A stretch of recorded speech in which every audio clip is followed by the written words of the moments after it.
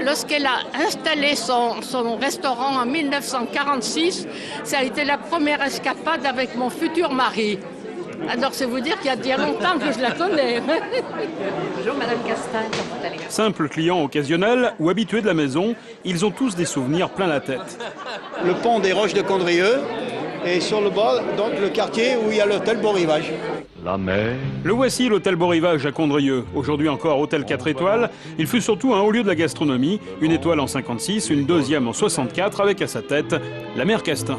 C'était des dames qui étaient cuisinières dans des grandes familles bourgeoises, comme dans la famille Gillet par exemple, et qui, ces familles étant obligées de se séparer d'une partie de leur personnel, se sont installées.